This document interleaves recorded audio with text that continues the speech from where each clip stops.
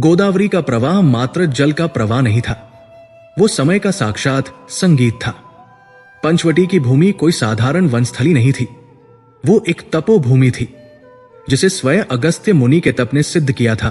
और अब वो भूमि धन्य हो रही थी, क्योंकि त्रिलोक के स्वामी अपने पूर्ण रूप में एक मनुष्य के वेश में वहां अपनी पर्णकुटी बनाकर निवास कर रहे थे।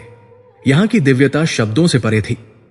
सूर्य की किरणें जब घने वृक्षों के पर्ण छिद्रों से छनकर आती थी तो वे मात्र प्रकाश नहीं लाती थी, वे स्वर्ण चूर्ण बिखेरती चलती थी। ऐसा प्रतीत होता मानो स्वयं सूर्यदेव भी मर्यादा पुरुषोत्तम के दर्शन हेतु आतुर उन सघन पत्तों से झांक रहे हों। यहां के वटवृक्ष इतने प्राचीन थे कि उनकी जटाएं पुनः पृथ्वी में समाकर नए तनों का भ्रम देती थी। वे साक्षी थे युगों के, और अब वे उस लीला के साक्षी बन रहे थे जो इस वन को अमर करने वाली थी। वायु, यहां की वायु में चंदन और अज्ञात पुष्पों की ऐसी सुगंध घुली रहती थी कि सांस लेना भी एक यज्ञ में आहुति देने जैसा पावन अनुभव था। पवन जब पल्लवों से टकराता तो एक मंद मधुर मर्मराहट होती, मानो वीणा के तार झंकृत हो उठे हों। ये कोलाहल नहीं, ये प्रकृति का अनहद नाद था जो श्री राम की उपस्थिति में और भी मधुर हो गया था। और उस प्रकृति के मध्य गोदावरी के तट से कुछ ही ऊंचाई पर वो पर्णकुटी थी। वो किसी राजमहल से सहस्र गुना अधिक ऐश्वर्यवान थी, क्योंकि उसकी हर एक टहनी, हर एक पत्ते को स्वयं देवरतुल्य लक्ष्मण ने अपने हाथों से संजोया था। कुटिया के बाहर छोटे से आंगन में माता सीता ने अपने सुकोमल हाथों से कुछ पौधे रोपे थे। तुलसी का बिरवा ऐसा लहला रहा था मानो वैकुंठ की शोभा ही वहां उतर आई हो। पुष्पों के पौधे भाव से खिल रहे थे। हर कोई चाहता था कि वो पहले खिले ताकि माता सीता की पूजा के लिए चुना जा सके। ये वनवास का 14वां वर्ष था, और यह समय किसी दंड या कष्ट का नहीं, बल्कि एक आनंदमय उत्सव का प्रतीत होता था। श्री राम, जो अयोध्या के चक्रवर्ती सम्राट हो सकते थे, वे यहां एक तपस्वी के वेश में परम संतुष्ट थे। उनका मुखमंडल उस पूर्ण चंद्र की भांति दमकता था जिसमें कोई कलंक न हो। वे प्राय प्रातःकाल गोदावरी में स्नान कर कुटिया के बाहर एक शिला पर बैठ जाते। उनकी आंखें बंद होती, पर उनका चैतन्य संपूर्ण पंचवटी में व्याप्त हो जाता। उनके इस मौन तप से ही मानो यहां का कण कण अनुशासित और आनंदित था। पशु पक्षी जो मनुष्य की आहट से ही भाग खड़े होते हैं, वे यहां निर्भय विचरते थे। मोर अपनी मस्ती में नाचते और हिरणों के झुंड कुटिया के इतने पास आ जाते कि माता सीता उन्हें अपने हाथों से कोमल दूब और फल खिलाती। वे मृगशावक, जिनकी आंखों में ब्रह्मांड की सरलता थी, वे सीता के वक्ष से अपना मुख रगड़ते और वे उन्हें एक मां की भांति सहलाती। ये एक अद्भुत दृश्य था।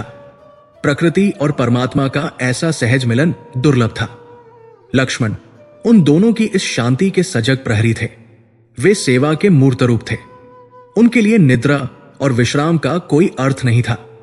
उनकी आंखें सदैव सचेत रहती, उनके हाथ सदैव या तो सेवा में या अपने धनुष की प्रत्यंचा पर रहते।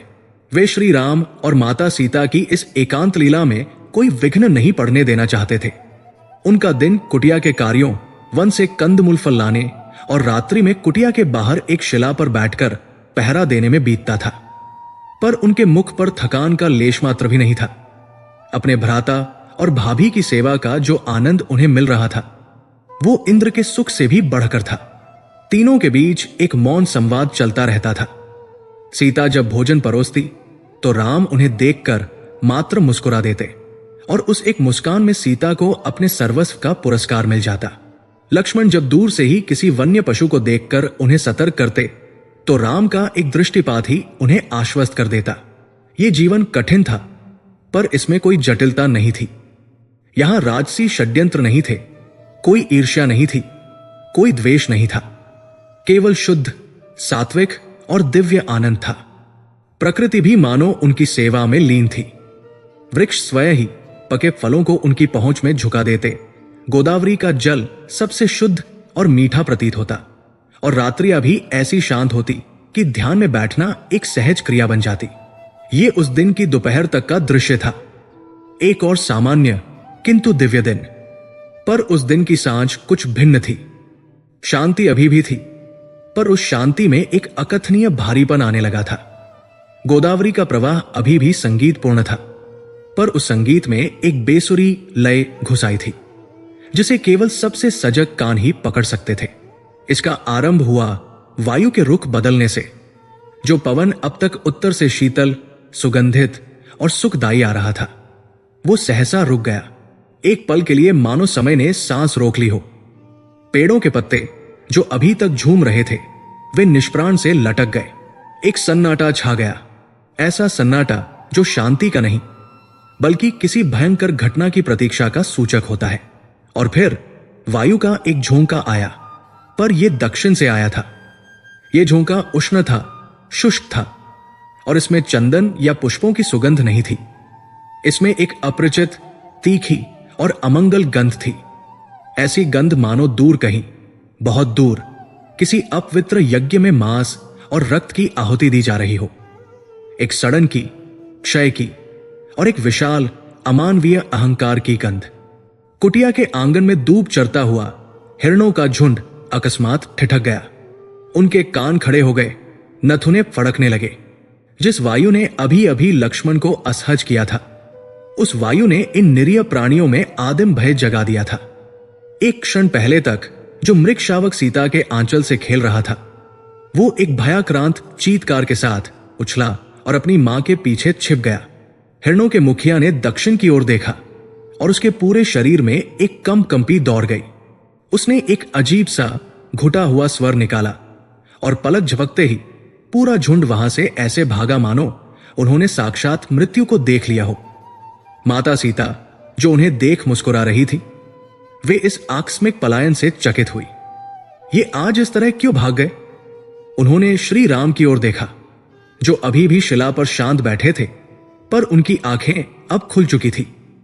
पशु पक्षियों का कोलाहल, जो पंचवटी का संगीत था, वो सहम गया था। चिड़ियों की चहचहाट बंद हो गई थी।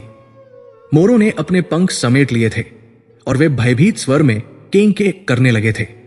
वृक्षों पर बैठे वानर, जो अब तक उछल कूद कर रहे थे, वे सब पेड़ों के सबसे ऊंचे शिखरों पर चढ़ गए थे और भय से एक दूसरे से चिपक कर दक्षिण की ओर देख रहे थे। ये सब कुछ पलों में घट गया था, और इन सब संकेतों को पढ़ने वाला एक व्यक्ति था जो किसी भी पशु से अधिक सजग था। लक्ष्मण। जिस क्षण वायु का रुख बदला था, उसी क्षण लक्ष्मण के रोए खड़े हो गए थे। जिस पल वायु की वो दुर्गंध उनकी नाक से टकराई थी, उसी पल उनका दाहिना हाथ स्वतः ही उनके पीठ पर बंधे तरकश पर पहुंच गया था। और जब उन्होंने हिरणों को उस तरह प्राण लेकर भागते देखा, तो उनका संदेह विश्वास में बदल गया। वे अपनी कुटिया के बाहर उस शिला से कूदकर समतल भूमि पर आ गए। उनका शांत मुखमंडल अब एक योद्धा की कठोरता से भर गया था। उनकी भ्रिकुटी तन गई थी और उनकी आंखें, जो अब तक सेवा में कोमल थी, वे अब अंगार की भांति दहक रही थी। वे कुटिया के सामने श्री राम और सीता को अपने पीछे करते हुए एक रक्षक की भांति खड़े हो गए।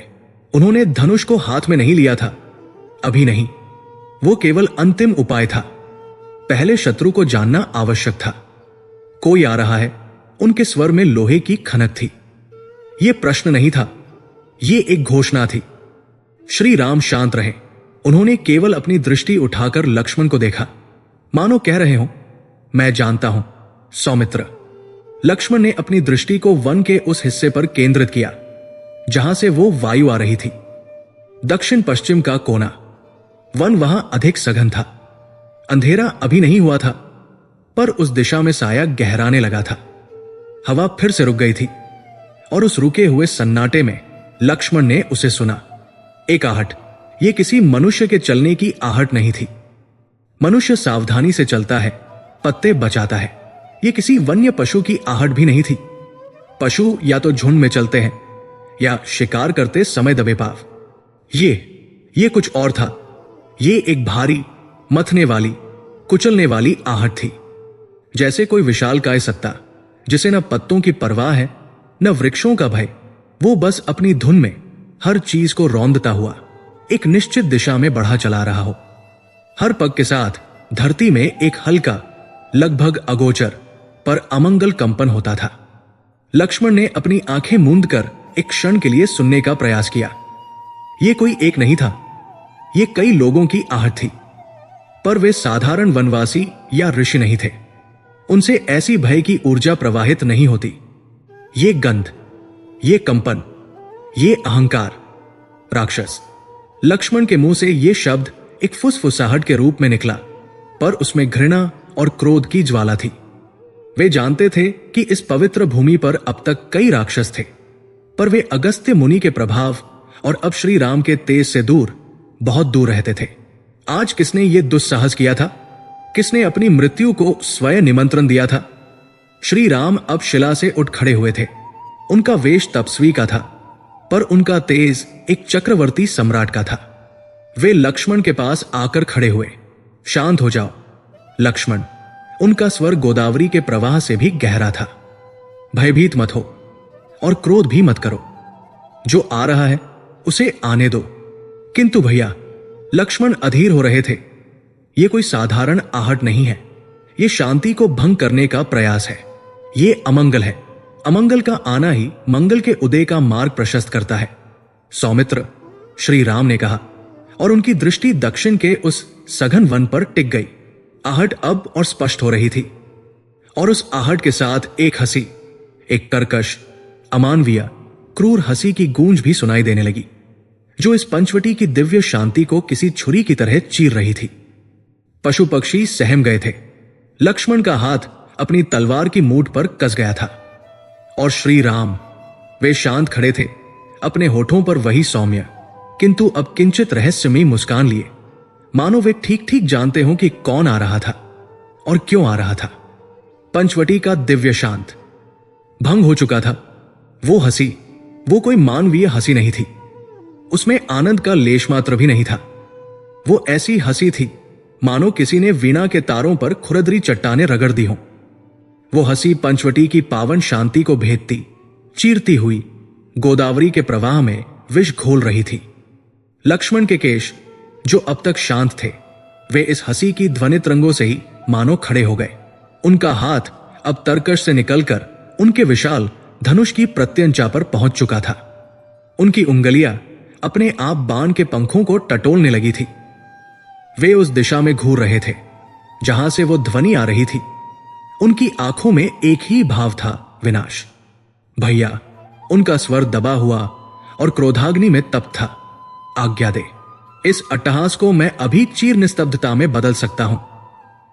श्री राम ने अपना हाथ उठाया, एक सौम्य पर दृढ़ संकेत। नहीं सौमित्र, अभी नहीं। शत्रु को पहले अपनी चाल चलने दो, उसका उद्देश्य जानने दो। क्रोध में उठाया गया बाण लक्ष्य नहीं, केवल अशांति भेदता है। और तभी वो सब कुछ रुक गया। वो भारी कुचलने वाली आहट, जो अब तक इतनी स्पष्ट थी, वो सहसा थम गई। वो कर्कश हंसी ऐसे कटी मानो किसी ने बोलने वाले का गला ही घूंट दिया हो। वो उष्ण, रक्त और मांस की मिलीजुली दुर्गंध जो वायु में व्याप्त हो गई थी, वो भी हल्की पड़ गई, मानो किसी ने उस पर एक आवरण डाल दिया हो। एक पल, दो पल, 5 पल, पूर्ण निस्तब्धता। ये निस्तब्धता उस कोलाहल से अधिक भयावह थी। लक्ष्मण की तनी हुई प्रत्यंचा कांप रही थी। अब क्या वो छिप गया? क्या ये कोई मायावी चाल थी? और फिर उस सघन अंधकारमयी दक्षिण पश्चिमी झाड़ी से, जहां से मृत्यु की गंध आ रही थी, वहां एक पत्ता हिला, पर यह किसी के रौंदने से नहीं हिला था। ये ऐसे हिला मानो किसी ने इसे सुकोमलता से अपने हाथ से हटाया हो। लक्ष्मण की आंखें सिकुड़ गई। उन्होंने जो अपेक्षा की थी, विशाल सींग, दमकते दांत, रक्तरंजित आंखें, एक विकराल राक्षसी काया, वैसा कुछ भी नहीं था। झाड़ियों के उस पार से जो प्रकट हुआ, वो साक्षात सौंदर्य का एक सोता था। एक स्त्री, एक ऐसी स्त्री जिसे देखकर स्वयं रति भी एक क्षण के लिए अपनी सुंदरता पर संदेह कर बैठे। उसका वर्ण वो तपाए हुए स्वर्ण जैसा नहीं था, वो चंद्र की शीतल दुग्ध ज्योत्सना जैसा था। उसकी दहेष्टि ऐसी सुघड़ थी मानो किसी परम सिद्धहस्त शिल्पी ने वर्षों के तप के बाद उसे तराशा हो, जिसमें एक भी रेखा, एक भी वक्र न कम था न अधिक। उसके कृष्ण नील केश जो उसकी कटी तक लहरा रहे थे, वे साधारण केश नहीं थे, वे ऐसे प्रतीत होते थे मानो रात्रि ने अपना सघनतम अंधकार उसे ही सौंप दिया हो, और वे अज्ञात पुष्पों की ऐसी सुगंध से महक रहे थे कि पंचवटी के अपने पुष्प भी लज्जित हो जाए। उसके नेत्र, वे किसी मृग शावक की भांति सरल या चंचल नहीं थे। वे दो गहरे अथाह सरोवरों की भांति थे, जिनमें एक निमंत्रण था, एक रहस्य था, और एक ऐसी मादकता थी कि कोई भी तपस्वी अपना तप भूल बैठे। उसने जो वस्त्र धारण किए थे वे किसी वनवासिनी के नहीं थे। वे सूक्ष्म, रेशमी और ऐसे रंग के थे मानो उषाकाल के आकाश का एक टुकड़ा ही चुरा लिया हो। उसके अंगंग आभूषणों से सजे थे, पर वे आभूषण धातु के नहीं, अपितु दैवीय रत्नों और मणियों के प्रतीत होते थे, जो उसके शरीर की कांति से ही और अधिक दमक रहे थे। वो चली नहीं, वो तैरी।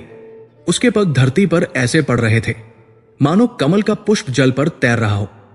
वो उस स्थान पर आई जहां कुछ क्षण पहले हिरणों ने भय से चीत्कार की थी, और वहां आकर वो खड़ी हो गई। ये शूरपणखा थी, पर ये वो शूरपणखा नहीं थी जिसे जनस्थान के राक्षस जानते थे। ये अगस्त्य मुनि का तपोबल नहीं था। ये रावण की बहन की आसुरी माया थी। ये वो माया थी जो रूप बदल सकती थी, जो मन बदल सकती थी, जो वासना को सौंदर्य का और विनाश को प्रेम का चोला पहना सकती थी। लक्ष्मण ने अपना धनुष नीचे नहीं किया था, पर उनका संधान ढीला पड़ गया था। उनका योद्धामन भ्रमित था। पशुओं का भय, वायु की दुर्गंध, वो अमानवीय अट्टहास। और अब ये अप्सरा, क्या यह हो सकता है कि वो आहट किसी और की थी और ये सुंदरी उस भय से त्रस्त होकर यहां आश्रय लेने आए हो? नहीं, लक्ष्मण का हृदय इस तर्क को स्वीकार नहीं कर पा रहा था। कुछ तो ऐसा था जो इस संपूर्ण सौंदर्य को एक छलावे में बदल रहा था।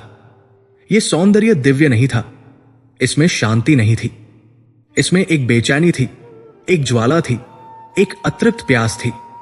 पर वो स्त्री लक्ष्मण को देख ही नहीं रही थी। उसकी दृष्टि तो एक ही स्थान पर स्थिर थी। श्री राम, अब हम उस मायाविनी के मन में प्रवेश करते हैं। उस क्षण से जब वो चली थी, वो यहां घूमने या विहार करने नहीं आई थी। उसका अहंकार सातवें आकाश पर था। वो लंकाधिपति रावण की बहन थी, खरदूषण की भगिनी थी। ये दंडकारण्य, ये जनस्थान, ये सब उसका क्षेत्र था। वो यहां की अघोषित साम्राज्ञी थी, और पिछले कुछ महीनों से उसके साम्राज्य में उपद्रव हो रहा था। उसके कानों तक ये समाचार पहुंच रहे थे कि किन्हीं दो तपस्वियों ने, जो मनुष्य प्रतीत होते हैं, उन्होंने उसके संरक्षित राक्षसों का संहार आरंभ कर दिया है। विराध मारा गया था। दंडक वन के छोटे छोटे राक्षसी कबीले, जो ऋषियों के यज्ञों में विघ्न डालकर उसे आनंदित करते थे, वे या तो भाग गए थे या मार डाले गए थे। ये उसकी सत्ता को खुली चुनौती थी। कौन थे ये दो मनुष्य, इतने बलशाली या केवल धूर्त?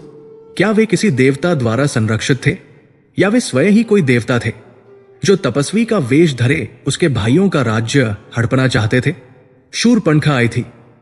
सत्य जाने, वो एक गुप्तचर बनकर आई थी।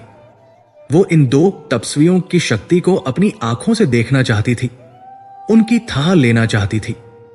यदि वे दुर्बल होते तो वो स्वयं ही उन्हें अपने नखों से चीरकर उनका ताजा रक्त पीती। यदि वे शक्तिशाली होते तो वो लौटकर खरदूषण को सूचित करती और लंका तक भी ये समाचार पहुंचाती। इसी उद्देश्य से उसने ये रूप धरा था। एक विकराल राक्षसी का रूप देखकर कोई भी योद्धा अपनी पूरी शक्ति का प्रदर्शन कर देता, पर एक असहाय, सुंदर, पथभटकी अप्सरा को देखकर मनुष्य अपना वास्तविक चरित्र दिखाता है। वह उनकी दया, उनकी वासना, उनकी दुर्बलता को परखना चाहती थी। वो अपनी माया से ये परखने आई थी कि वे शस्त्रों से अधिक शक्तिशाली हैं या चरित्र से। उसने दूर से ही उस पर्णकुटी को देखा था। उसने उस पर्णकुटी के चारों ओर व्याप्त उस दिव्य शांति और अभेद्य तेज को महसूस किया था। उसके राक्षसी रक्त ने उस तेज पर प्रतिक्रिया की थी। उसे उस सात्विक वातावरण से घृणा हो रही थी। उसे उल्टी करने की इच्छा हो रही थी। उसका जी चाहा कि वह अपने वास्तविक रूप में आकर इस पूरी पर्णकुटी को आग लगा दे, पर वो अपने उद्देश्य को स्मरण कर संयमित रही। और फिर झाड़ियों के पार उसकी दृष्टि लक्ष्मण पर पड़ी। सुंदर है, उसने सोचा। एक बलिष्ठ योद्धा, देह गठी हुई है, कंधे चौड़े हैं और आंखों में अग्नि है। एक उत्तम दास या एक रात्रि का उत्तम भोग। पर यह तो प्रहरी लगता है, यह मुख्य नहीं हो सकता। और फिर उसकी दृष्टि लक्ष्मण के कंधे के ऊपर से होती हुई उस शिला पर खड़े दूसरे पुरुष पर पड़ी और समय रुक गया। शूर्पणखा, जिसने सहस्रों वर्षों के अपने जीवन में दानव, दैत्य, यक्ष, गंधर्व सब देखे थे, जिसने अपने भाई दशानन रावण के ऐश्वर्य और तेज को निकट से देखा था, जिसने इंद्र और कुबेर के वैभव की कथाएं सुनी थी, वो उस एक क्षण में सब कुछ भूल गई। उसने जो देखा वो सौंदर्य शब्द की परिभाषा से परे था। वो राम थे, राम जो तपस्वी के वल्कल वस्त्रों में थे, पर जिनके समक्ष कुबेर का समस्त कोश भी धूल समान था। राम जिनके केशों को वन की धूली ने एक जटा का रूप दे दिया था, पर वो जटा ऐसी प्रतीत होती थी मानो किसी सम्राट ने अनमोल मणियों का किरीट धारण किया हो। राम जिनके आजानुबाहु, वे बाहु जो धनुष धारण करने के लिए ही बने थे, पर जिनमें एक रक्षक की कोमलता थी। और उनका मुखमंडल, शूर्पणखा ने उस मुख को देखा और उसकी सांस अटक गई। वो एक ऐसा मुख था जिस पर किसी भी प्रकार का विकार, क्रोध, भय, घृणा, ईर्ष्या कभी आया ही नहीं था। वो पूर्ण चंद्र था, पर चंद्र में तो फिर भी कलंक है। ये मुख कलंक रहित था। और उनकी आंखें, वे आंखें ऐसी थी मानो उनमें संपूर्ण ब्रह्मांड की करुणा और संपूर्ण ब्रह्मांड का ज्ञान एक साथ समाया हो। वे आंखें उसे देख रही थी, पर वे उसे घूर नहीं रही थी। वे उसे वैसे ही देख रही थी जैसे वे उस वृक्ष को देख रही थी या उस शिला को। उनमें कोई भेद नहीं था और उनके होठों पर एक मंद मुस्कान थी। शूर्पणखा के लिए वो मुस्कान एक आघात थी। ये कैसी मुस्कान थी? ये विजय की नहीं थी, ये वासना की नहीं थी, ये व्यंग्य की नहीं थी। ये एक ऐसी मुस्कान थी जो कहती थी, मैं तुम्हें जानता हूं। उसी एक क्षण में शूर्पणखा के मस्तिष्क में प्रलय हो गया। वो उद्देश्य जिसके लिए वो आई थी, वो गुप्तचरी, वो शक्ति का आकलन, वो खरदूषण को सूचना देना, वो सब कुछ उसके मस्तिष्क के किसी कोने में जलकर राख हो गया। एक नई प्रलयंकारी ज्वाला ने उसे अपनी चपेट में ले लिया। ये ज्वाला उसकी राक्षसी प्रकृति की मूल ज्वाला थी, वासना की, अधिकार की, भोग की।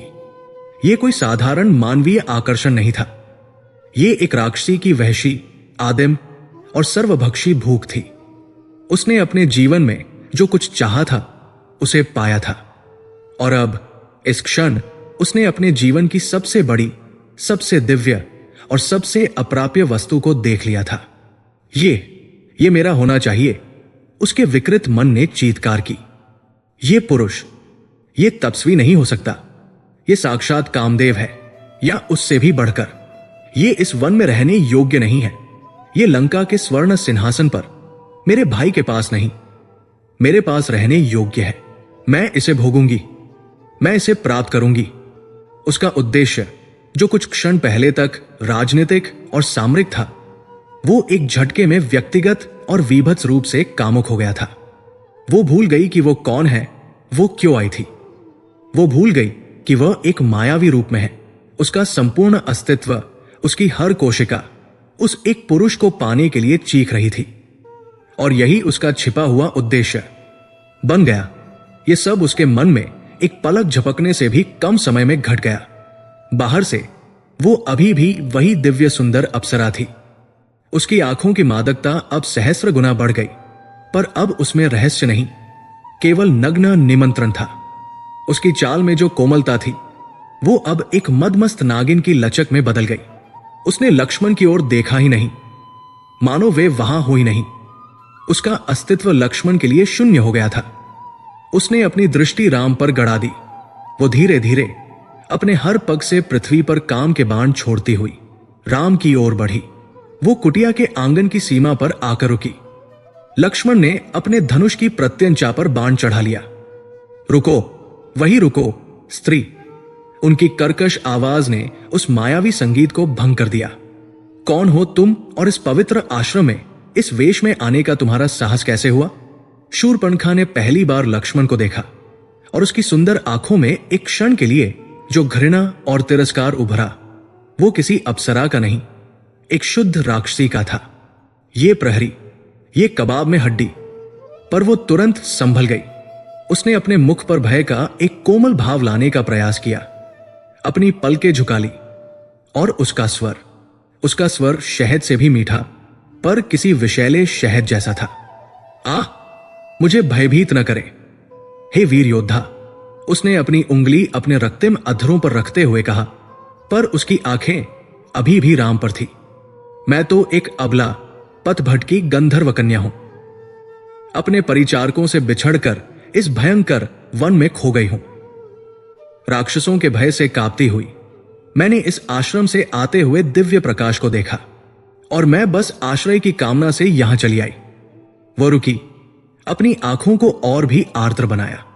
क्या मुझे यहां 2 क्षण का विश्राम और इन 2 सुंदर तपस्वियों से संरक्षण प्राप्त हो सकता है? उसने तपस्वियों कहा था, पर उसकी दृष्टि केवल एक पर थी।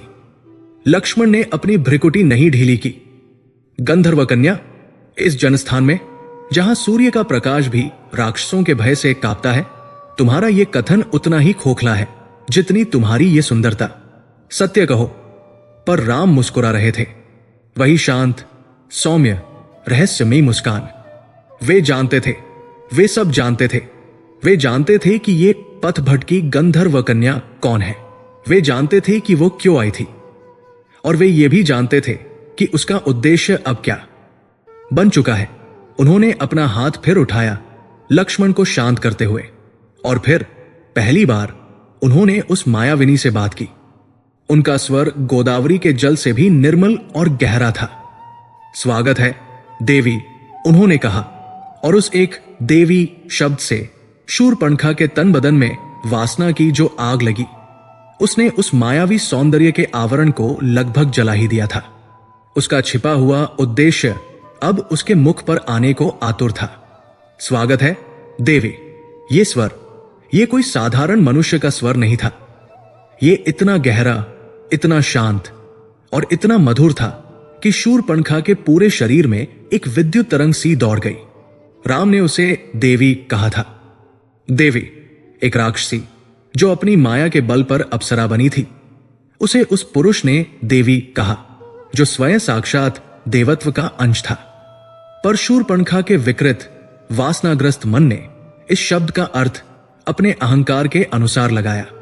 देवी, ये उसके सौंदर्य की स्वीकृति थी, ये उसके प्रस्ताव की अघोषित स्वीकृति थी, ये एक निमंत्रण था। उसके मन ने उसे यही समझाया। वो भूल गई कि वो क्यों आई थी। वो भूल गई कि वो एक गुप्तचर थी। वो भूल गई कि लक्ष्मण नाम का कोई प्रहरी भी वहां खड़ा था, जिसका बाण अभी भी उस पर तना हुआ था। वो सब भूल गई। उसकी आंखों में एक उन्मादपूर्ण चमक आई। उसका छिपा हुआ उद्देश्य, जो अब तक केवल उसके मस्तिष्क में चीत्कार कर रहा था, अब उसके होठों पर आने को आतुर हो उठा। वो अबला पथभट की गंधर्व कन्या का अभिनय एक क्षण के लिए भी और नहीं कर सकती थी। उसका अहंकार, जो रावण की बहन होने का अहंकार था, और उसका सौंदर्य, जो मायावी होने पर भी उसे अपराजेय लगता था, वे दोनों एक साथ मिलकर उसे आगे धकेल रहे थे। वो लक्ष्मण की जलती हुई आंखों को अनदेखा करती हुई, उनके खींचे हुए धनुष की परवाह न करती हुई, उस अदृश्य मर्यादा को लांघ गई जिसे लक्ष्मण ने अपनी उपस्थिति मात्र से कुटिया के चारों ओर खींच रखा था। वो आगे बढ़ी। अब उसकी चाल में वो कमल वाली कोमलता नहीं थी। अब उसकी चाल में एक मादक अधिकार भाव था। जैसे एक सिंहनी अपने चुने हुए शिकार की ओर बढ़ती है, वो सीधे श्री राम के समक्ष आकर खड़ी हो गई। इतनी निकट कि यदि राम चाहते तो अपने हाथ से उसके रत्न जड़ित वस्त्रों को छू सकते थे। इतनी निकट कि उसकी सांसों से आती हुई मादक किंतु कृत्रिम सुगंध राम के मुखमंडल को स्पर्श कर रही थी। पर राम तो राम थे। वे एक इंच भी पीछे नहीं हटे। उनके मुख पर न घृणा आई, न भय, न ही आकर्षण। वे वैसे ही शांत अविचल खड़े रहे, अपने होठों पर वही रहस्यमयी मुस्कान लिए, मानो वे किसी मंच पर हो रहे नाटक का अगला दृश्य देख रहे हों। हे तपस्वी, शूरपणखा का स्वर अब शहद से भी अधिक गाढ़ा और लिजलिजा था। पर तुम तपस्वी नहीं लगते। तुम वो हो जिसके लिए पुरुष शब्द गढ़ा गया है। ये क्या रूप पाया है तुमने? ऐसा सौंदर्य तो मैंने अपने भाई लंकाधिपति के दरबार में भी नहीं देखा। ऐसी कांति, ऐसे नेत्र, ऐसी भुजाएं। उसकी दृष्टि उनकी आजानुबाहु भुजाओं पर टिकी। इन भुजाओं को इस वलकल वस्त्र में नहीं होना चाहिए। इन्हें राजसी वस्त्रों में, स्वर्ण आभूषणों में सुशोभित होना चाहिए। तुम इस धूल भरी पर्णकुटी में रहने के योग्य नहीं हो। तुम जैसे पुरुष को तो लंका के स्वर्ण सिंहासन पर बैठना चाहिए। लक्ष्मण की पकड़ अपने धनुष पर इतनी कस गई थी कि उनकी उंगलियों के पोर सफेद पड़ गए थे। दुष्टा, भैया को लंका का प्रलोभन देती है, पर शूरपणखा का उन्माद अभी तो आरंभ हुआ था। मैं तुम्हें देख रही हूं, हे पुरुषों में श्रेष्ठ, और मैं जानती हूं कि तुम भी मुझे देख रहे हो। उसने अपने केशों की एक लट अपनी उंगली पर लपेटी। मैं कोई साधारण स्त्री नहीं हूं। मैं उस रावण की बहन हूं जिसने कुबेर को जीता, जिसने इंद्र को झुकाया। मेरा नाम शूरपणखा है। ये दंडकारण्य, ये जनस्थान, ये सब मेरा क्रीड़ा स्थल है। और मैं आज तुम्हें अपना बनाने आई हूं। यह प्रस्ताव इतना सीधा, इतना नग्न, इतना वीभत्स था कि एक क्षण के लिए पंचवटी की हवा भी मानो थम गई। मुझसे विवाह कर लो, हे सुंदर पुरुष। वो लगभग फुसफुसाई, पर उसकी फुसफुसाहट में एक आदेश का स्वर था। मैं तुम्हें वो सब कुछ दूंगी जिसकी तुमने कभी कल्पना भी नहीं की होगी। ये वनवास, ये तप, ये कष्ट, ये सब एक क्षण में समाप्त हो जाएगा। मेरा भाई रावण तुम्हें अपना मित्र मान लेगा। लंका का वैभव, राक्षसों की अजेय शक्ति और मेरा ये अतुलनीय सौंदर्य, सब कुछ तुम्हारा होगा। बोलो, क्या तुम मुझे स्वीकार करते हो? वो अपनी विजय के प्रति इतनी आश्वस्त थी कि उसने उत्तर की प्रतीक्षा भी नहीं की। उसकी आंखें राम के चेहरे पर टिकी थी, उन पर अपनी वासना का सम्मोहन डाल रही थी। और ठीक उसी क्षण जब वो अपने प्रस्ताव के उत्तर की प्रतीक्षा कर रही थी, पर्णकुटी का द्वार खुला। द्वार पर कोई आहट नहीं हुई थी, वो बस खुल गया था और वहां खड़ी थी माता सीता। सीता जो अपने पति के इतने लंबे समय तक बाहर रहने से किंचित चिंतित हो, या शायद इस अपरिचित स्त्री स्वर को सुनकर बाहर देखने चली आई थी। वे कैसी लग रही थी? उन्होंने कोई मायावी रूप नहीं धरा था। उनके शरीर पर कोई रत्नाभूषण नहीं थे, केवल वलकल वस्त्र थे और शायद कानों में कुछ वनपुष्ट। उनका वर्ण चंद्रमा की दुग्ध ज्योत्सना जैसा नहीं, बल्कि पृथ्वी की शुद्ध स्निग्ध कांति जैसा था। उनके मुख पर न मादकता थी, न निमंत्रण। उनके मुख पर केवल एक प्रश्नवाचक शांति, एक पवित्रता और एक दिव्य सौम्यता थी। शूरपणखा जो राम के चेहरे पर अपनी विजय खोज रही थी, उसने राम की आंखों में एक क्षण के लिए एक परिवर्तन देखा, एक अति सूक्ष्म परिवर्तन। उनकी शांत आंखों में स्नेह की एक लहर उठी, और वो लहर उसकी ओर नहीं, बल्कि उसकी पीठ के पीछे उस कुटिया के द्वार की ओर निर्देशित थी। शूरपणखा का सिर घुमा, उसने सीता को देखा। एक पल के लिए पंचवटी में दो चरम सीमाएं आमने सामने खड़ी थी। एक और मायावी, उत्तेजक, मादक, आभूषणों से लदा कृत्रिम सौंदर्य, दूसरी ओर वास्तविक, शांत, पवित्र, आभूषण रहित दिव्य सौंदर्य। शूरपणखा ने सीता को ऊपर से नीचे तक देखा। ये उसके मस्तिष्क में घृणा का एक ज्वालामुखी फट पड़ा। ये पीली पड़ी, दुर्बल, साधारण सी मानवी, इसके लिए राम की आंखों में स्नेह था। उसका सारा अहंकार, जो राम के सौंदर्य को देखकर वासना में बदल गया था, वो अब सीता को देखकर विशुद्ध घृणा और ईर्ष्या में बदल गया। उसका प्रस्ताव, जो अब तक एक प्रलोभन था, वो अब एक घिनौना उपहास बन गया। वो राम की ओर वापस घूमी, पर अब उसकी आवाज में वो शहद नहीं, जहर था। तो ये है वो बंधन जो तुम्हें रोके हुए है। उसने अपनी उंगली सीता की ओर उठाई, जो अभी भी शांत खड़ी थी, स्थिति को समझने का प्रयास कर रही थी। ये सूखी हुई लतिका, ये धूल धूसरित कुरूपा, तुम इसके साथ रहते हो, एक सम्राट इस भिखारिन के साथ? चुप कर राक्षसी, लक्ष्मण की दहाड़ ने आकाश को लगभग चीर दिया। उनका बाण अब शूरपणखा के गले को चूमने को तैयार था। एक शब्द और कहा, और मेरी प्रत्यंचा का ये बाण तेरी जिह्वा को तेरे रक्त से सींच देगा। पर शूरपणखा का अहंकार अब नियंत्रण से बाहर था। वो जानती थी कि लक्ष्मण जो भी करेगा राम के आदेश पर करेगा। और राम अभी भी शांत थे। मुझे चुप कराओगे प्रहरी? वो लक्ष्मण पर व्यंग्य से हंसी। पहले अपने स्वामी से तो पूछ लो। हे राम। वो फिर राम की ओर मुड़ी।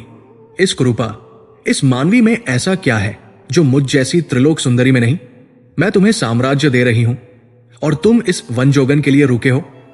वो एक क्षण रुकी और फिर उसके मस्तिष्क में एक वीभत्स विचार आया। या क्या ये तुम्हें प्रिय है? रुको। वो अट्टहास कर उठी, वही कर्कश राक्षसी अट्टहास। चिंता मत करो, मैं इसे अपने मार्ग से हटा दूंगी। मैं इसे, उसने अपनी जीभ अपने होठों पर फेरी, मैं इसे अभी खा जाती हूं। ये मेरे विवाह भोज का पहला ग्रास बनेगी। फिर तुम और मैं, हम मुक्त हो जाएंगे। ये एक सीमा थी। ये वो सीमा थी जहां मर्यादा भी क्रोध का रूप ले सकती थी। पर वो मर्यादा पुरुषोत्तम थे। जैसे ही शूरपणखा ने यह कहा, श्री राम ने अपनी वो चिरपरिचित मुस्कान नहीं खोई। पर उनकी मुस्कान में अब रहस्य नहीं, एक अटल निर्णय था। उन्होंने लक्ष्मण को एक दृष्टि से शांत किया। फिर वे उस वासना मूर्ति शूरपणखा की ओर मुड़े। ये मर्यादा का था। देवी, उनका स्वर अभी भी उतना ही शांत था, पर उसमें अब ऐसी दृढ़ता थी कि पर्वत भी हिल जाए। आपके प्रस्ताव के लिए धन्यवाद। आपके सौंदर्य की प्रशंसा करने के लिए मेरे पास शब्द नहीं है। परंतु क्या? शूरपणखा अधीर हो उठी। वो कुछ कहती, वो चीखती, वो अपना असली रूप दिखाती, पर तभी राम ने अपना परिहास किया। शायद वे इस तनाव को कम करना चाहते थे, या शायद ये उनकी लीला का ही एक अंग था जो नियति को उसके अगले चरण तक ले जाने वाला था। राम मुस्कुराए। इस बार उनकी मुस्कान में थोड़ी चंचलता थी। किंतु देवी, आपको निराश होने की आवश्यकता नहीं है, उन्होंने कहा। शूरपणखा की आंखें, जो क्रोध से भर उठी थी, उनमें फिर से एक आशा की किरण जागी। क्या मतलब? राम ने अपने हाथ से लक्ष्मण की ओर संकेत किया, जो अभी भी धनुष ताने क्रोध से कांप रहे थे। यहां मेरा छोटा भाई है, राम ने कहा। इसका नाम लक्ष्मण है। यह अत्यंत वीर, पराक्रमी और मुझसे भी अधिक सुंदर है। और सबसे बड़ी बात, राम ने एक क्षण का नाटकीय विराम लिया, ये यहां अकेला है। इसकी पत्नी उर्मिला अयोध्या में ही है। ये वन में ब्रह्मचर्य का पालन कर रहा है।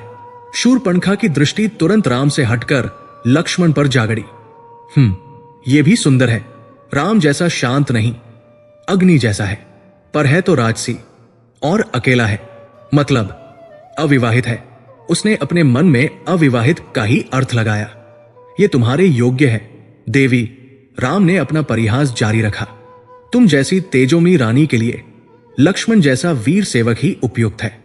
जाओ, इससे पूछो, शायद ये तुम्हारा प्रस्ताव स्वीकार कर ले। शूरपणखा का टूटा हुआ अहंकार फिर से जुड़ गया।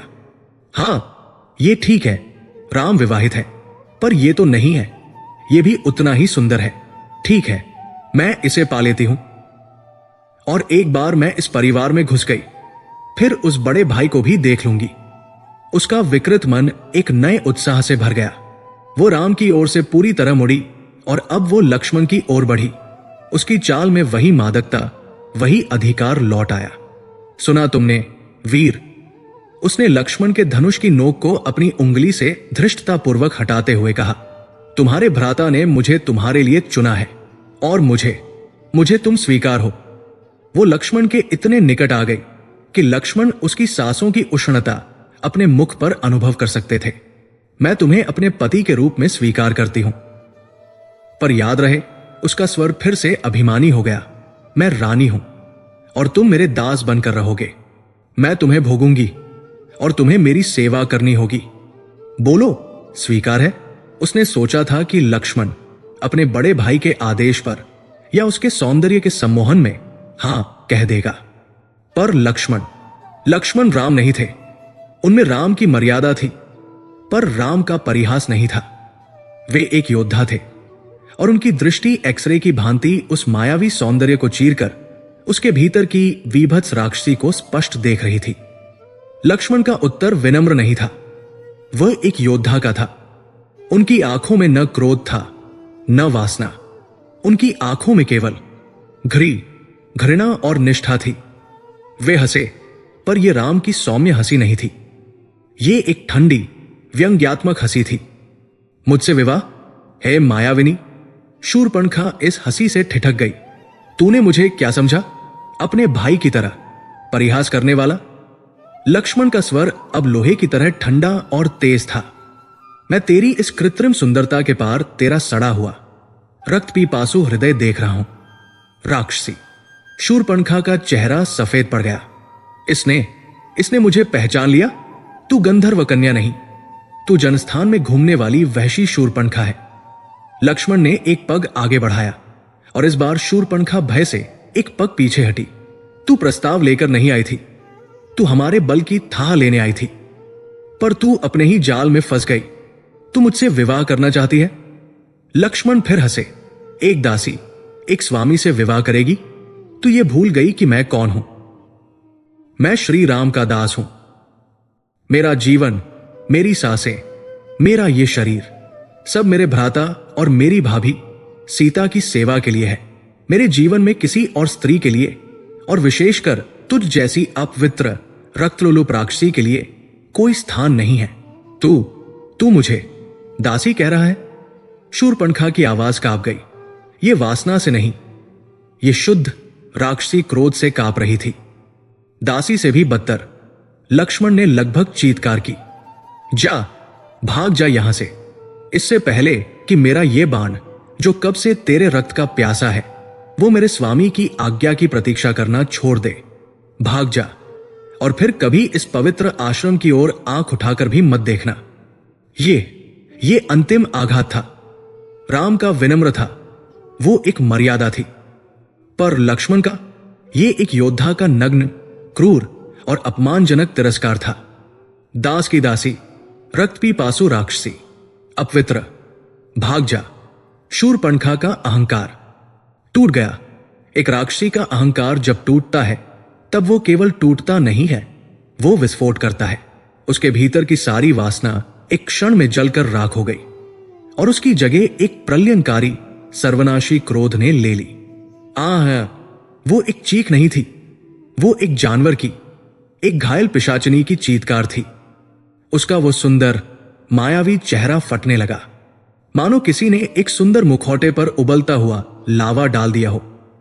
चंद्रमा जैसी त्वचा काली पड़ने लगी, उस पर फफोले उभर आए। सुंदर अथाह सरोवर जैसी आंखें वे बाहर को उभर आई और रक्त की तरह लाल हो गई। रक्तिम होंठ फट गए और उनके नीचे से विशाल पीले नुकीले दांत बाहर निकल आए। उसके सिर से वो सुगंधित केशों का आवरण गिरा और उसके नीचे लाल उलझे हुए जटाजूट बाल प्रकट हुए।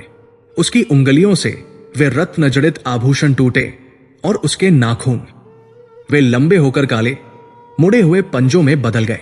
वो अप्सरा गायब हो गई और उसकी जगह वो खड़ी थी जिसका नाम था शूरपणखा, एक विशाल विकराल दुर्गंधयुक्त राक्षसी जिसकी आंखों से आग और मुंह से लार टपक रही थी।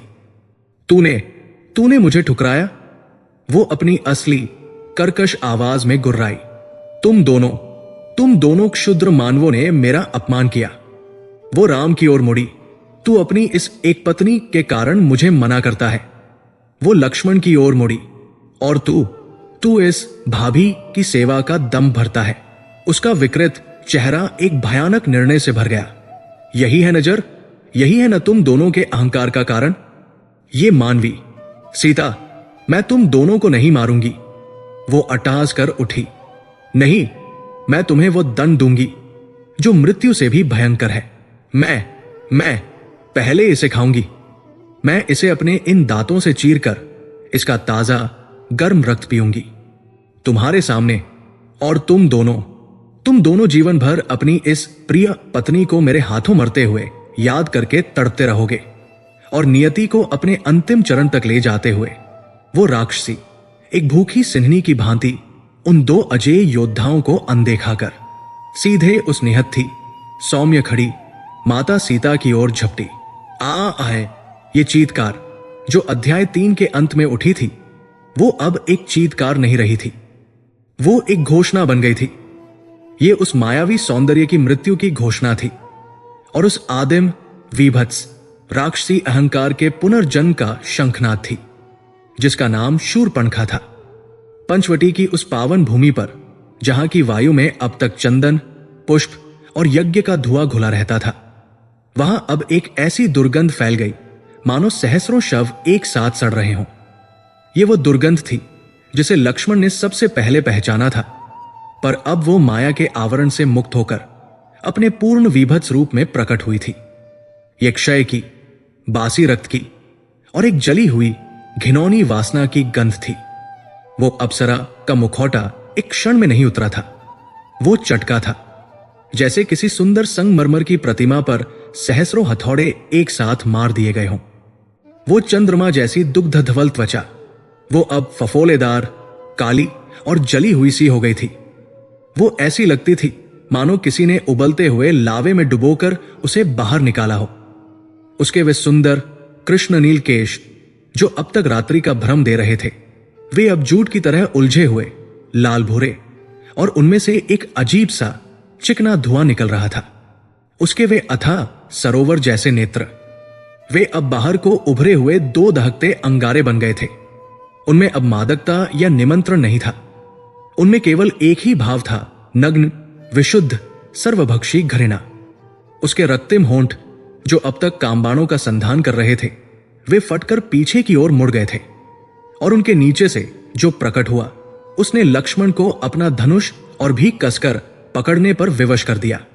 वे विशाल, पीले, सड़े हुए दांत थे, जो किसी पशु की भांति बाहर निकले हुए थे, और जिनके कोनों से एक फैन्युक्त काला लार टपक रहा था। और उसके नाखून, वे जो अब तक कोमल उंगलियों में छिपे थे, वे अब एक एक बित्ता लंबे, काले, मुड़े हुए और छुरी से भी अधिक तीक्ष्ण पंजों में बदल गए थे।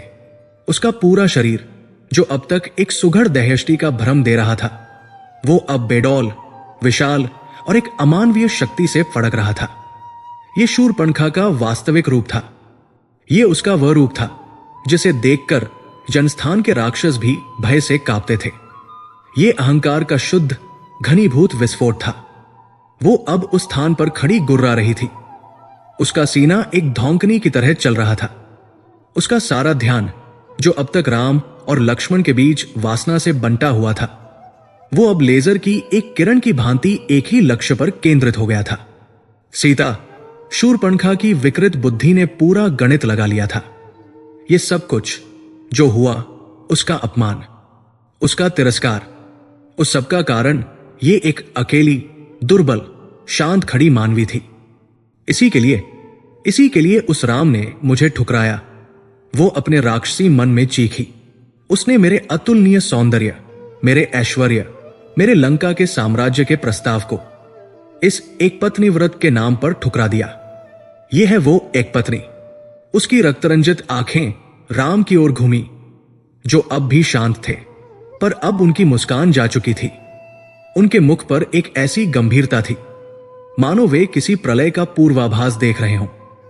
और ये प्रहरी, उसकी दृष्टि लक्ष्मण पर गई, जो बाण ताने खड़े थे। ये भी इसी की सेवा का दम भर रहा था। इसी को भाभी कहकर मेरे प्रस्ताव को ठुकराया। मैं श्री राम का दास हूं और मेरी भाभी सीता की सेवा के लिए हूं। यह घृणा अब असनीय थी। ये ईर्ष्या नहीं थी, यह विशुद्ध प्रतिशोध था। एक राक्षसी का अहंकार जब टूटता है, तब वो अपनी हार स्वीकार नहीं करता। वो उस वस्तु को ही नष्ट कर देता है जिसे वह पा नहीं सकता। और शूरपणखा को अब राम या लक्ष्मण नहीं चाहिए थे। उसे दंड देना था। उसे वो दंड देना था जो मृत्यु से भी भयंकर हो। उसे इन दो भाइयों को जीवन भर का वो घाव देना था जो कभी न भरे। यही है न जड़। वो अपनी उस कर्कश, फटी हुई आवाज में दहाड़ी और उसके मुंह से लार की बूंदें छिटक कर धरती पर पड़ी। जहां धरती का वो अंश मानो जल गया हो। यही है ना तुम दोनों के उस मर्यादा और सेवा के दंभ का कारण। उसकी दृष्टि सीता पर ऐसी गड़ी हुई थी जैसे एक भूखी पिशाचिनी अपने शिकार को देख रही हो। सीता, जो अब तक इस पूरे वीभत्स नाटक को अविश्वास और करुणा से देख रही थी, वे अब इस प्रत्यक्ष खतरे को भांपकर एक स्वाभाविक मानवीय भय से एक पग पीछे हटी और उनका हाथ लक्ष्मण के कंधे के पीछे छिप गया। और यही शूर्पणखा के लिए अंतिम संकेत था।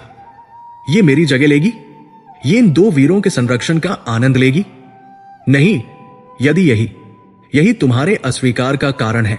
वो गुर्राई और उसका पूरा शरीर एक स्प्रिंग की तरह तंग गया, तो मैं इस कारण को ही मिटा दूंगी।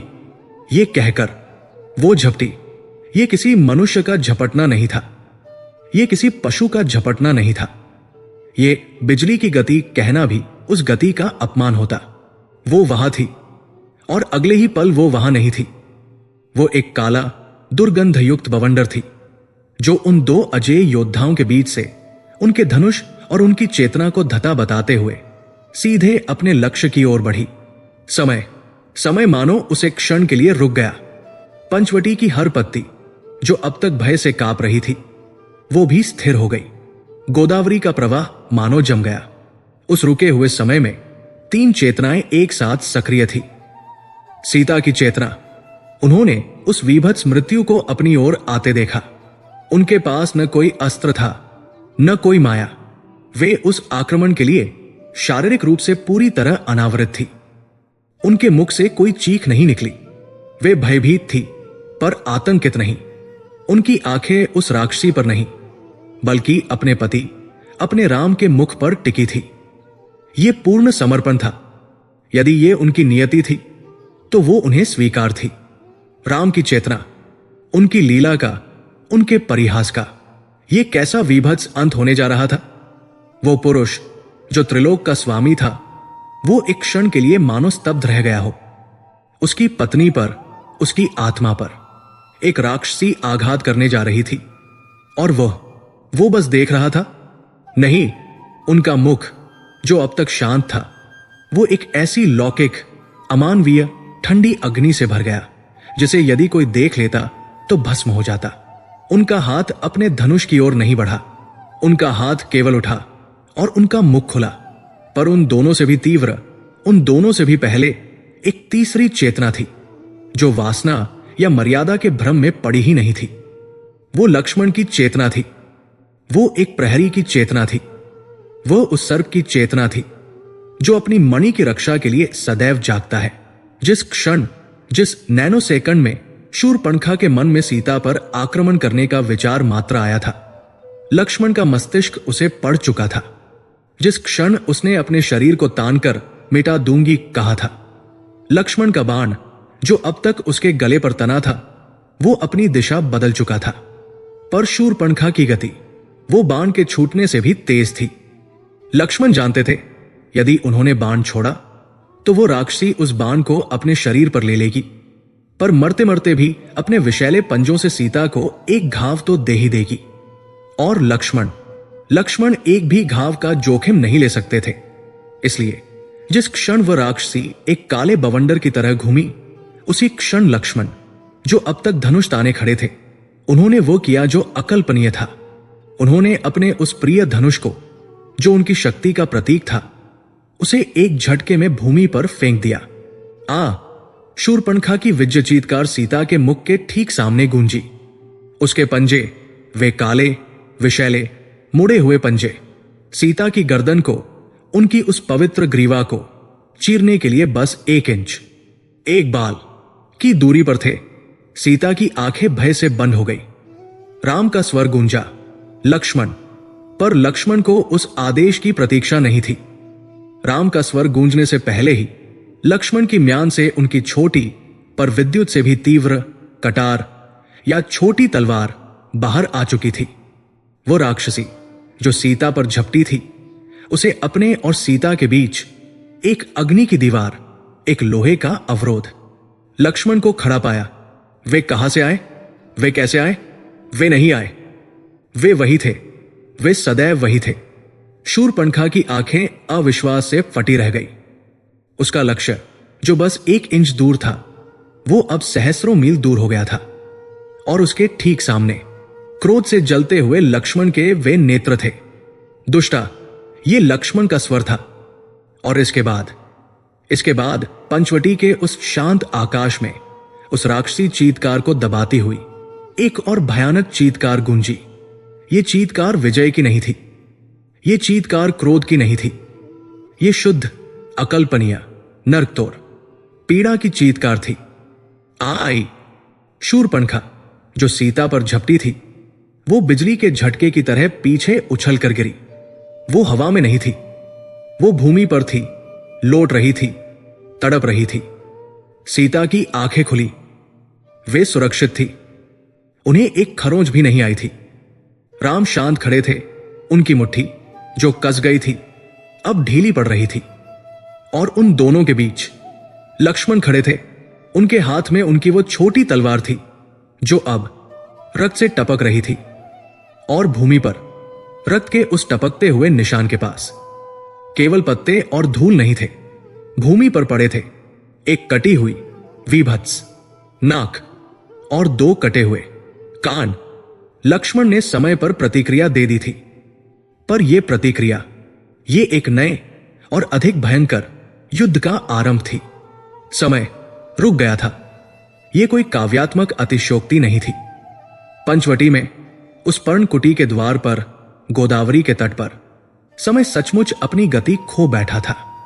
वो एक ऐसे बिंदु पर आकर जम गया था जहां हर पत्ता, हवा में रुकी हुई धूल का हर कण और उस राक्षसी के मुंह से टपकती लार की हर बूंद, सब कुछ स्थिर हो गया था। अध्याय 4 में जो कुछ एक पलक झपकने में घट गया, वो विकराल रूप, वो घृणित घोषणा, वो सीता पर आक्रमण, वो सब अब एक ठहरी हुई भयावह झांकी में बदल गया था। और इस ठहरे हुए समय के केंद्र में 2 चेतनाएं जागृत थी। एक वो जो आक्रमण कर रही थी, और दूसरी वो जो स्वयं काल था। श्री राम। अब तक ये एक लीला थी, एक परिहास था। एक राजा का वनवास में अपनी पत्नी और भाई के साथ धैर्यपूर्वक समय बिताना था। जब शूरपणखा आई थी, तब भी ये एक अतिथि का प्रकरण था, यद्यपि वो अतिथि अवांछित था। जब उसने प्रस्ताव रखा, तब भी ये मर्यादा का विषय था। जब राम ने परिहास में उसे लक्ष्मण के पास भेजा, तब भी वो एक लीला ही थी। पर अब लीला समाप्त हो चुकी थी। राम ने उस स्त्री को नहीं देखा जो अब एक अप्सरा नहीं थी। उन्होंने उस माया को नहीं देखा जो अब विभत्स हो चुकी थी। उन्होंने एक स्त्री को भी नहीं देखा। उन्होंने जो देखा वो था आक्रमण। यदि यही तुम्हारे अस्वीकार का कारण है, तो मैं इस कारण को ही मिटा दूंगी। ये स्वर, ये अब वासना का नहीं था, ये शुद्ध नग्न हत्या का संकल्प था। राम के शांत मुखमंडल पर, जो अब तक सौम्य या गंभीर था, एक क्षण के लिए कुछ भी नहीं था। वो एक ऐसी शून्यता थी जो किसी भी तूफान से अधिक भयावह होती है।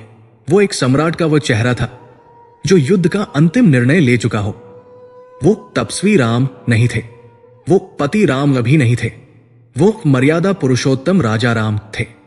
और एक राजा का पहला धर्म दंड है। उन्होंने देखा, समय के उस रुके हुए क्षण में उन्होंने सब कुछ देखा। उन्होंने देखा कि वो राक्षसी अपने अहंकार में अंधी, लक्ष्मण के बाण की परवाह किए बिना, उनकी मर्यादा की परवाह किए बिना सीधे धर्म पर झपट रही थी। क्योंकि सीता केवल उनकी पत्नी नहीं थी, वे श्री थी, वे भूमि थी, वे धर्म थी। और ये आक्रमण, ये धर्म पर था। राम एक शब्द भी नहीं कहते। यदि वे कहते लक्ष्मण, तो वो एक आदेश होता। यदि वे चीखते, तो वो एक प्रतिक्रिया, रिएक्शन होती। राम प्रतिक्रिया नहीं करते, राम विधान करते हैं। उन्होंने अपना मुख, जो अब तक उस राक्षसी की ओर था, उसे एक बाल बराबर, एक अणु बराबर घुमाया। किस ओर? सीता की ओर नहीं। यदि वे सीता की ओर देखते, तो वो मोह होता, वो एक पति का भय होता। और राम भयभीत नहीं थे। उन्होंने शूरपणखा को नहीं देखा, क्योंकि अपराधी को दंड देते समय राजा की दृष्टि अपराधी पर नहीं, न्याय पर होती है। उन्होंने लक्ष्मण की ओर देखा। लक्ष्मण, जो स्वयं उस रुके हुए समय में एक तनी हुई प्रत्यंचा की भांति स्थिर थे, उनका बाण अभी भी तना हुआ था, जैसा अध्याय 4 में था। उनकी आंखें उस राक्षसी पर गड़ी थी, पर उनकी संपूर्ण चेतना, उनकी आत्मा अपने स्वामी, अपने राजा, अपने भाई के एक इशारे पर रुकी हुई थी। लक्ष्मण प्रहरी थे, वे दंड के शस्त्र थे, पर शस्त्र स्वयं नहीं चलता, उसे आज्ञा चाहिए। वो आज्ञा मिली। वो संकेत क्या था? वो कोई आंख मारना नहीं था, वो कोई सिर हिलाना नहीं था, वो केवल एक दृष्टि थी। एक भाई ने दूसरे भाई को देखा, और उस एक क्षण में, उस रुके हुए निस्तब्ध क्षण में, धर्म, कर्तव्य और दंड का संपूर्ण विधान तय हो गया। राम की आंखों ने लक्ष्मण की आंखों से क्या कहा? उन्होंने कहा, लक्ष्मण। ये एक मौन संबोधन था।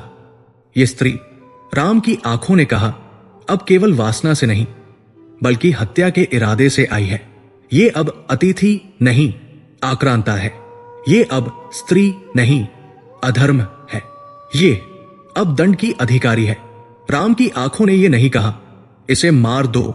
नहीं, यदि राम को मारना ही होता तो उनका अपना बाण तरकश से निकल चुका होता। हत्या राजा का अंतिम शस्त्र होती है। राम की आंखों ने कहा, इसे दंड दो। ऐसा दंड जो इसके अपराध के अनुरूप हो, ऐसा दंड जो मृत्यु न हो पर मृत्यु से अधिक भयावह हो, ऐसा दंड जो इसके अहंकार को मिले, इसके शरीर को नहीं। उसका अहंकार क्या था? उसका सौंदर्य। उसका अपराध क्या था? उस सौंदर्य के बल पर धर्म, सीता को मिटाने का प्रयास। तो दंड क्या होगा? उस सौंदर्य को मिटा दिया जाए। ये सब, ये संपूर्ण मीमांसा, ये धर्म संकट, ये निर्णय, ये दंड विधान, ये सब उस एक दृष्टि में समाहित था। और लक्ष्मण केवल भाई नहीं थे, वे शेषनाग थे। वे वह चेतना थे जो अपने स्वामी के मन को उसके शब्दों से पहले पढ़ लेती थी।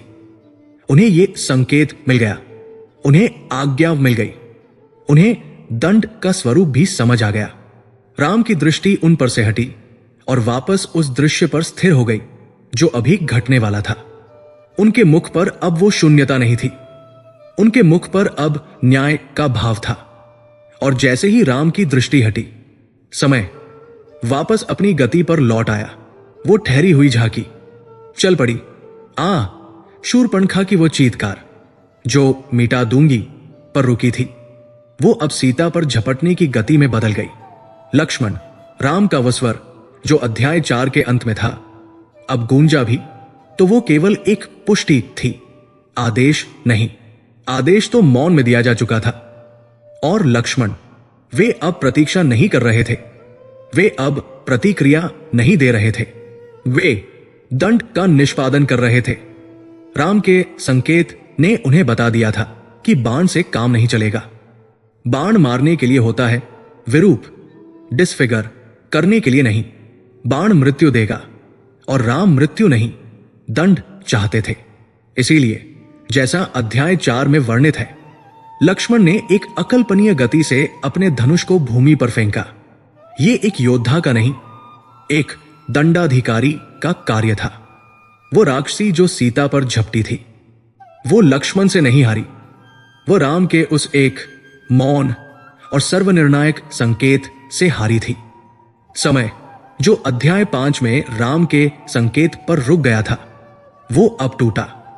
और वो किसी शांत झील पर पड़ती पहली बूंद की तरह नहीं टूटा, वो एक ऐसे बांध की तरह टूटा जिसने युगों का जल प्रलय रोक रखा हो।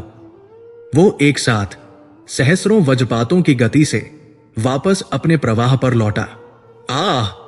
वो राक्षसी चीत्कार जो मिटा दूंगी पर ठहरी हुई थी, वो अब वापस गतिमान हुई। शूरपणखा जो एक ठहरी हुई झांकी सी बन गई थी, वो अब एक काले दुर्गंधयुक्त बवंडर की तरह सीता की ओर लपकी। लक्ष्मण, राम का वो स्वर जो अध्याय 5 के अंत में एक मौन पुष्टि बनकर गूंजा था, वो अब पंचवटी के कण-कण में समा गया। पर लक्ष्मण को अब उस वर की आवश्यकता नहीं थी। उन्हें संकेत मिल चुका था, उन्हें विधान मिल चुका था। वे अब प्रहरी नहीं थे, वे दंडाधिकारी थे। जो कुछ हुआ वो एक पल में हुआ, पर इतिहास ने उसे सहस्रों वर्षों तक याद रखा। शूरपणखा की गति विद्युत तुल्य थी। वो सीता को, जो भय से आंखें मूंदे खड़ी थी, अपने पंजों से चीर डालने के लिए बस एक बाल की दूरी पर थी। पर लक्ष्मण की गति मन से भी तीव्र थी। राम का संकेत मिलते ही लक्ष्मण के मस्तिष्क ने वो निर्णय ले लिया था जिसे राम की आंखों ने विधान किया था। वध नहीं, दंड। और दंड बाण से नहीं दिया जाता, बाण प्राण हरता है। दंड अहंकार को दिया जाता है। खड़ंग, एक तीव्र धात्विक ध्वनि हुई। यह ध्वनि लक्ष्मण के तरकश से बाण निकलने की नहीं थी। यह ध्वनि लक्ष्मण द्वारा अपने उस अमोघ धनुष को, जो उनकी पहचान था, उसे बेपरवाही से भूमि पर फेंक देने की थी। शूरपणखा, जो आक्रमण में अंधी थी, वो इस ध्वनि से एक पल के लिए ठिठकी। धनुष फेंक दिया, ये उसकी अंतिम भूल थी। लक्ष्मण को धनुष की आवश्यकता नहीं थी। उन्हें उस राक्षसी के प्राण नहीं, उसका रूप हरना था। जिस क्षण उनका धनुष भूमि से टकराया, उसी क्षण एक ध्वनि हुई जो किसी ने नहीं सुनी पर सबने देखी। उनकी कमर से बंधी छोटी घुमावदार कटार, तलवार अब उनके हाथ में थी। वो कटार जिसे वे कभी आखेट के लिए भी प्रयोग नहीं करते थे, वो कटार न्याय के लिए रखी गई थी। शूरपणखा अब भी सीता की ओर बढ़ रही थी। लक्ष्मण उसकी ओर नहीं बढ़े। वे एक साए की तरह, एक विचार की तरह शूरपणखा के पार निकल गए। वे उसके आक्रमण के मार्ग में नहीं आए, वे स्वयं आक्रमण बन गए। एक क्षण के लिए पंचवटी ने एक अद्भुत किंतु भयावह दृश्य देखा। एक ओर से शूरपणखा सीता पर झपट रही थी, दूसरी ओर से लक्ष्मण उस झपटती हुई शूरपणखा के आर पार हो गए। वे इतनी तीव्रता से हिले कि लगा वे अभी भी अपने स्थान पर खड़े हैं, पर वे नहीं थे। वे अब शूरपणखा और सीता के बीच में खड़े थे। उनका मुख सीता की ओर नहीं, उस राक्षसी की ओर था जो अब उनके पीछे थी, और उनके हाथ में वो कटार, वो अब भी चमक रही थी, पर उस पर ओस की बूंदें नहीं थी, उस पर रक्त की बूंदें थी। सब कुछ शांत हो गया। वो राक्षसी चीत्कार, वो आक्रमण, वो गति, सब रुक गया। शूरपणखा जो सीता पर झपटी थी, वो सीता तक नहीं पहुंची। वह धड़ाम से भूमि पर आ गिरी। सीता ने अपनी आंखें खोली। उनके सामने लक्ष्मण की चौड़ी पीठ थी, एक अभेद्य दीवार की तरह। वे सुरक्षित थी, उन्हें एक खरोंच भी नहीं आई थी। राम, वे अब भी वही खड़े थे, वैसे ही शांत, पर अब उनके मुख पर वो न्याय का भाव था जो दंड को निष्पादित होते देख चुका था। पर वो राक्षसी, वो गिरी, पर वो उठी नहीं। वो मर गई थी? नहीं, मृत्यु तो एक वरदान होती। राम ने उसे वो वरदान नहीं दिया था। भूमि पर जहां वो गिरी थी, वहां पहले एक मौन रहा, एक अविश्वासी मौन। शूरपणखा को समझ ही नहीं आया कि क्या हुआ। वो सीता पर झपटी थी, पर अब वो भूमि पर क्यों थी? उसे दर्द नहीं हुआ, अभी नहीं। वो इतनी तीव्र गति से हुआ था कि पीड़ा के बोध को भी चेतना तक पहुंचने का समय नहीं मिला था। वो गुर्राई, मैं तुझे। वो उठने लगी। उसने अपने हाथों को भूमि पर टेका, और तभी उसकी दृष्टि अपने हाथ पर पड़ी। उसका हाथ जो अब तक काला कुरूप था, वो अब लाल था। वो उसके स्वयं के गाढ़े उष्ण रक्त से सना था। रक्त, उसे अब भी पीड़ा नहीं हुई, उसे आश्चर्य हुआ, मेरा रक्त। और फिर पहली बार उसे कुछ अनुभव हुआ। उसे अपने चेहरे पर हवा अनुभव हुई, ऐसी ठंडी हवा जो उसे पहले कभी अनुभव नहीं हुई थी।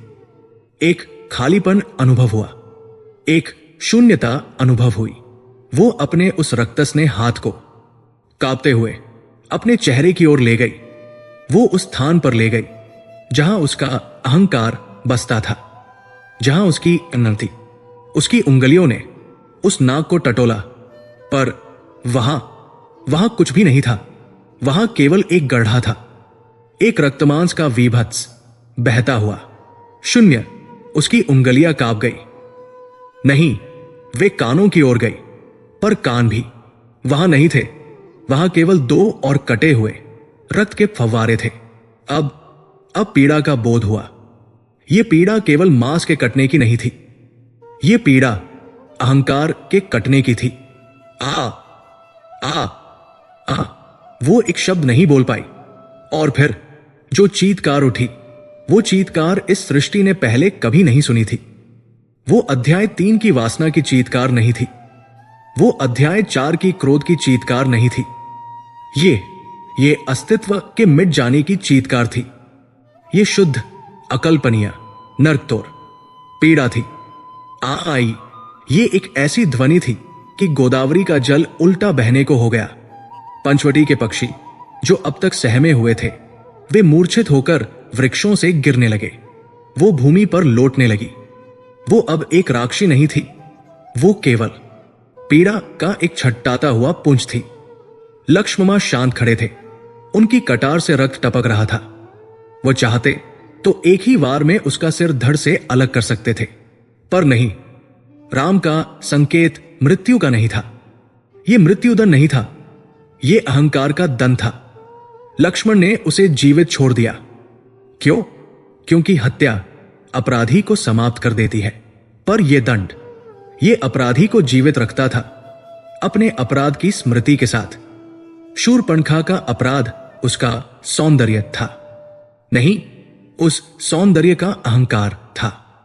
और राम का न्याय देखिए, उन्होंने उसके प्राण नहीं लिए, उन्होंने उसके अहंकार के प्रतीक नाक और कान हर लिए, उसे विरूप कर दिया, उसे वो बना दिया जिसे देखकर वो स्वयं घृणा करती। ये मृत्यु से भयंकर दंड था। शूर्पणखा वो कुछ पल वहां तड़पती रही। उसका रक्त पंचवटी की पवित्र भूमि को अपवित्र कर रहा था। उसने अपनी रक्त भरी उन्मादी आंखों से उन तीनों को देखा। सीता जो अब भी लक्ष्मण के पीछे भय और करुणा से उसे देख रही थी। लक्ष्मण जो एक ठंडे भावहीन न्याय की मूर्ति बने खड़े थे, और राम जो उसे शांत किंतु अटल दृष्टि से देख रहे थे, मानो कह रहे हो दंड पूरा हुआ। ये दृष्टि, ये करुणा, ये न्याय, ये शांति, ये उसके लिए असनीय थी। उसकी पीड़ा एक बार फिर क्रोध में बदली, पर यह क्रोध अब लड़ने का नहीं था, ये भागने का था। वो उठी एक घायल लहूलुहान पशु की तरह। उसने अपने कटे हुए चेहरे को दोनों हाथों से ढका ताकि वो स्वयं अपनी इस विभत्सता को न देख सके। उसने एक अंतिम घृणा भरी दृष्टि उन पर डाली, और वो भागी उस अंधकार की ओर जहां से वो आई थी। वो पंचवटी के वृक्षों को रौंदती हुई, पत्थरों से टकराती हुई, अपने ही रक्त में फिसलती हुई भागी। वो अदृश्य हो गई, पर वो गई नहीं। उसकी चीत्कार, वो आय की ध्वनि, वो पंचवटी में गूंजती रही। वो वृक्षों से टकरा रही थी, वो जल से टकरा रही थी, वो आकाश में गूंज रही थी। मानो वो चीत्कार कह रही हो, ये अंत नहीं है,